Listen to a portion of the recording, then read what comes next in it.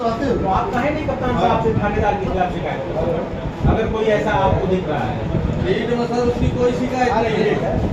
हो गए साथ मैं ये भी कह रहा हूँ कि उन्होंने गलत इनके मन में, लेकिन उसको चोरी भी कह सकते, उसको डर भी कह सकते। मेरे मन में चोर है तो मैं देख रहे हैं, पुलिस को बुला के बनवा लिया। मेरे मन में डर आप सुन सकते हैं कासमा तहसील में वकीलों द्वारा आपको शिकायत है अगर पुलिस से, तो आप कप्तान साहब को शिकायत करिए। यहाँ से शिकायत है तो तुम हाई कोर्ट के नगर का भगवान साहब को भी जरूरत है, अगर उसी को बात आ जाए क्या आता है तो इसमें कोई बहुत बड़ा यहाँ पर। अभी आप देख सकते हैं कासमा में संपूर्ण समाधान दिवस पे जो भी पीड़ित आते हैं अपनी समस्या को लेकर आते हैं। यहाँ पे अधिकारी, उच्च अधिकारी और उच्च अधिकारी बैठे हुए हैं जन समस्या सुनने के लिए। आइए जानते हैं जो भी पीड़ित आते हैं उनकी समस्या किस तरीके से हल होता है। आइए जानते हैं। ये हैं अपनी समस्या लेकर कासमाबाद तहसील पे आए हुए हैं। इनकी क्या समस्या है? नाम क्या है आपका? हमारा पारसनाथ साहनी, पुरानी गंज बहादुरगंज गाजीपुर। समस्या क्या है आपकी?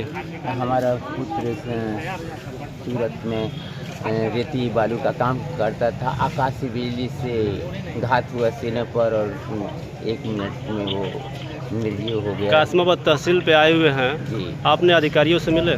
अभी तो नहीं मिल पाया। तो पहले मिले होते, अपनी समस्या सुनाए होते। और अधिकारी महोदय क्या आश्वासन दे रहे हैं? उसी के लिए जी आए हुए हैं। तो पहले मिलिए अधिकारी से और अपनी समस्याओं को सुनाइए।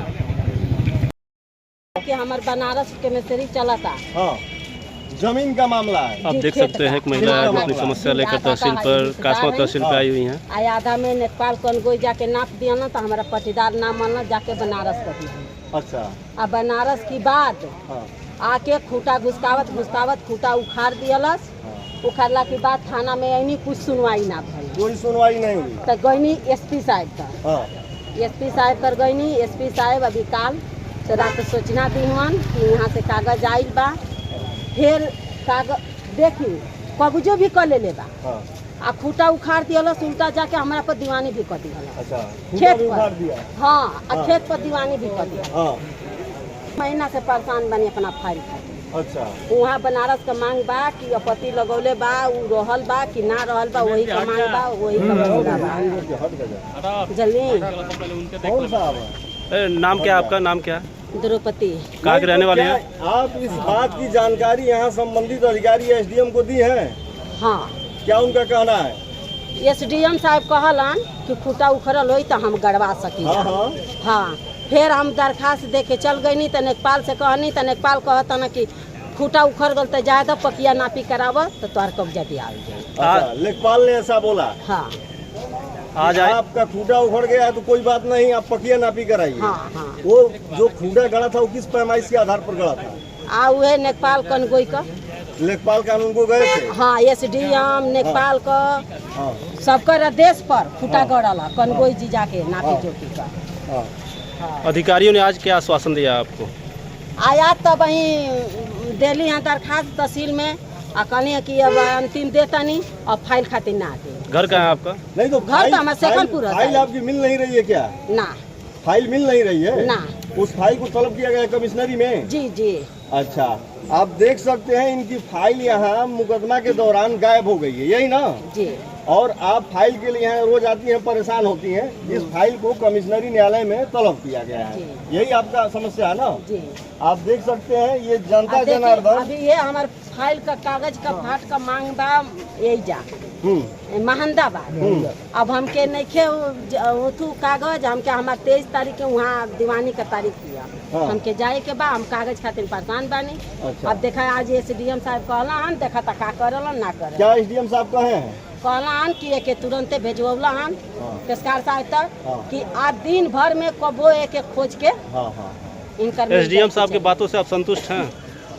अरे वो एसडीएम साहब तो कितने कहना, तब हम का कहें। क्या आपको लगता है कि इस बार भी झूठा आश्वासन आपको मिला है? अब तो कहता ना, तब भगवान जाने। हाँ।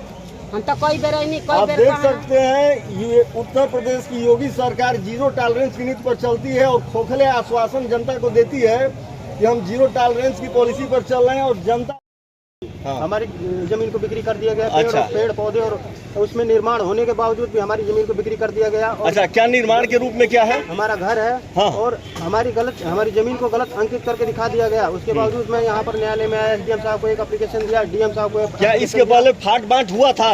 नहीं सर, पारिवारिक बंटवारा था। पारिवारिक बंटवारा जी, पारिवारिक बंटवारा था। उसमें वाद विवाद होने लग गया तो सबसे पहले हमने उसमें फाट का पहले मुकदमा दिया, तो उसमें कार्रवाई तो होनी चाहिए सर, बिल्कुल होनी चाहिए। होनी चाहिए कि नहीं सर? हाँ।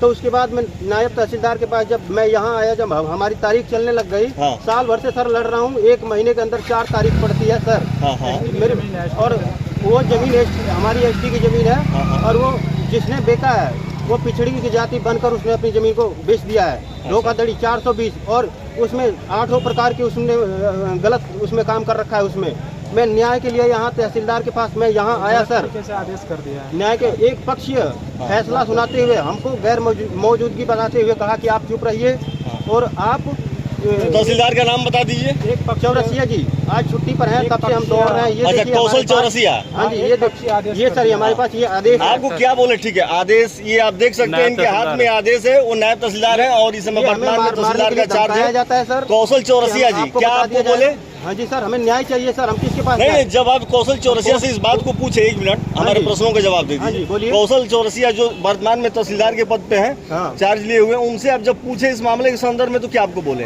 इस संदर्भ में वो यह बोले, हम वकील साहब को अपने साथ लेके गए तो हमने बोला कि सर हमारे साथ ये न्याय हमारे साथ गलत हुआ है। देखिए हम दीवानी भी चल रही है, आपत्ति भी चल रही है, तो हमारे साथ तो न्याय तो होना चाहिए था। बोला कि सर चुप।